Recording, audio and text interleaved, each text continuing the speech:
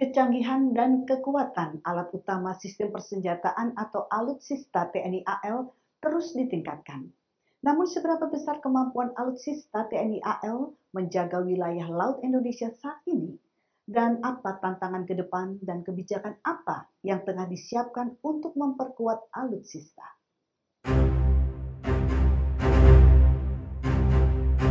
Kapal perang buatan dalam negeri, KRI Pollux 935, akan memperkuat alutsista TNI Angkatan Laut, khususnya Pusat Hidrooceanografi TNI AL.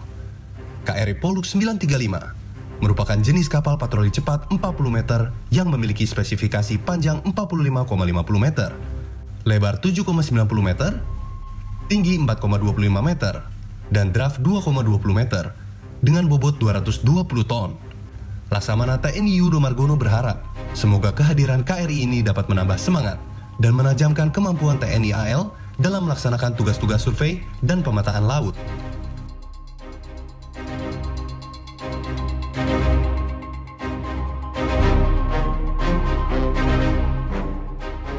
Bagaimana menambah yang sudah ada, kemudian dengan hal-hal yang masih mudah.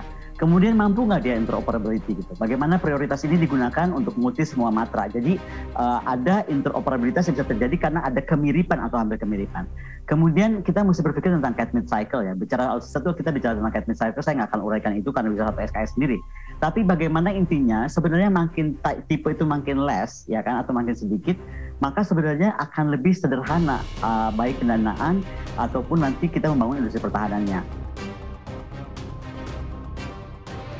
KCR Trimanan yang diberi nama KRI Golok 688 ini merupakan produk kapal pertama yang terbuat dari bahan composite yang memiliki keunggulan kekuatan spesifikasi tinggi, lebih ringan, serta mempunyai ketahanan lelah dan ketahanan korosi yang sangat baik. KRI Golok 688 jenis KCR Trimanan memiliki spesifikasi panjang seluruhnya 62,53 meter, lebar 16 meter, tinggi kapal dari draft 18,7 meter, dengan bobot 53,1 ton.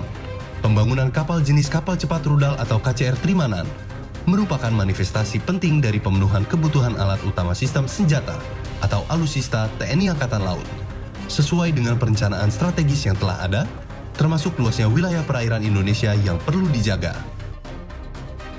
Kalau melihat luasnya wilayah negeri kita ini, teritorial negeri kita ini, negara kepulauan, ya, luasnya wilayah kelautan kita ini, saya rasa mungkin perlu ada penambahan kekuatan dari TNI AL.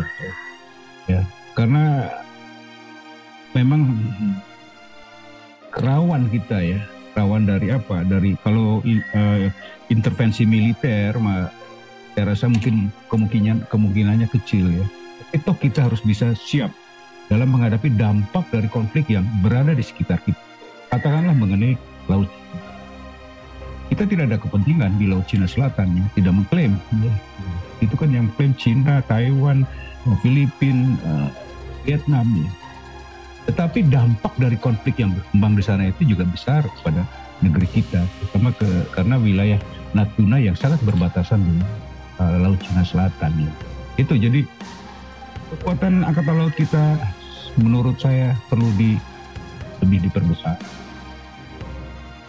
Pusat Penerbangan Angkatan Laut yang disingkat menjadi Pus Penerbal, yang kini telah ditingkatkan statusnya dari Dinas Penerbangan TNI AL, adalah salah satu bagian badan pelaksanaan Pusat TNI AL yang dipimpin oleh seorang komandan berpangkat Laksamana Muda. Satuan ini bertugas mendukung operasi Angkatan Laut, baik untuk operasi tempur, operasi SAR, maupun operasi kemanusiaan. Fungsi lainnya untuk pengamanan laut dan memantau pergerakan kapal-kapal asing, khususnya di jalur alur laut Kepulauan Indonesia, pengamanan lingkungan dari pencemaran bahan berbahaya, pencegahan dan penyelundupan dan pencurian kekayaan laut juga menjadi misi penting yang diemban Dispenerbal. Bekerja sama dengan unsur kekuatan udara lain seperti TNI AU dan Polri. Terutama sistem senjata atau alutsista yang dimiliki TNI AL ini, saya kira sebenarnya memang bisa dibilang sudah cukup tangguh ya. Nah, tapi dari segi kemampuan menangkal ancaman, ya, terus kemudian penegakan keamanan dan kedaulatan negara ini, saya kira kita jelas masih belum, ya, masih belum, dan sedang terus berupaya untuk mencapai kekuatan minimum yang dibutuhkan. Nah jadi ya tentu saja ini kita berarti butuh kapal selam gitu ya, sebagai kapal yang memiliki efek deteran atau kemampuan penangkalan dan pengadangan yang paling tinggi. TNI AL memiliki 6 kapal perang jenis fregat, 25 kapal perang jenis korvet serta berbagai kelas dan jenis lainnya seperti kapal cepat rudal, kapal LPD, kapal LST, kapal selam, dan kapal patroli. Ini belum termasuk 2 kapal layar tiang tinggi yang ada di TNI AL, serta beberapa jenis kapal lainnya dan beberapa kapal yang masih dalam tahap pembangunan. Selanjutnya, ada kapal selam pertama buatan dalam negeri. Kapal ini dirakit di Indonesia hasil kerjasama PT PAL dan Daewoo Shipbuilding dan Marine Engineering Co. asal Korea Selatan.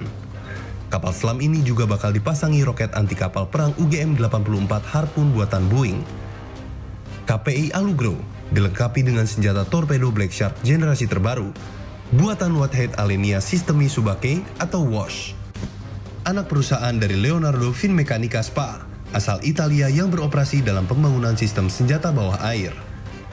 Karakter utama torpedo itu adalah tingkatan kebisingan yang sangat rendah sehingga sulit terdeteksi. KRI Alugro mampu menampung lebih dari 40 kru selama beroperasi.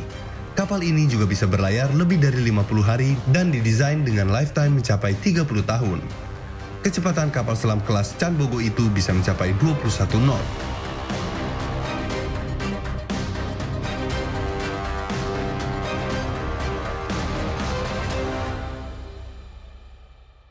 Setelah membahas semua aspek mengenai TNI AL, mulai dari sejarah, struktur organisasi, persenjataan, hingga infrastruktur, TNI AL juga berperan penting membantu masyarakat Indonesia dalam menghadapi pandemi COVID-19.